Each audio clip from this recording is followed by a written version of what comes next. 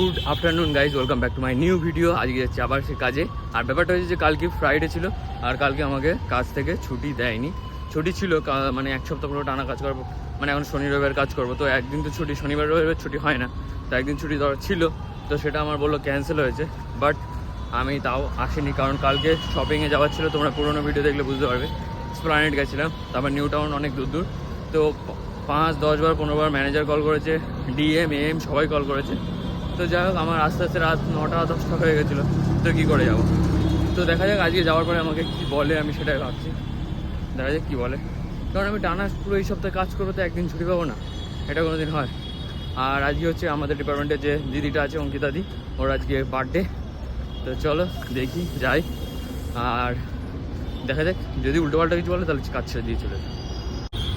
দেখো গাড়ির অবস্থা, পুরো সামনে ভেঙে চলে গেছে।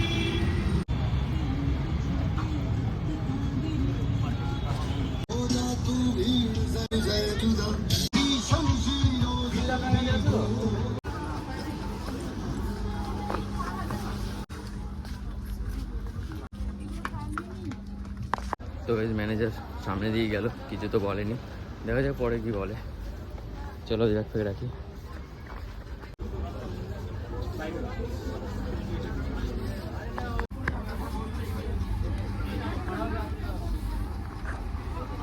আরে হ্যাপি বার্থডে, থ্যাংক ইউ নাকি।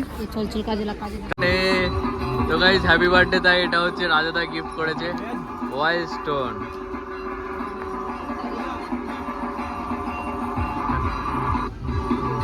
কেমন লাগলো গিফট পেয়ে? তো গাইস এখন 11টা বেজে গেছে, আর মলের অবস্থা দেখো পুরো ফাঁকা। ও আর যেটা বলছিলাম যে কালকে আমি ছুটি করেছিলাম। কি হচ্ছে? তো কালকে ছুটি করেছিলাম, তো ঝাড় খেয়েছি অলরেডি। চলো এবার যাবো বাড়ি। এখানে আমরা সব ব্যাগ রাখি, আর এখানে খাওয়া হয় এখানটা।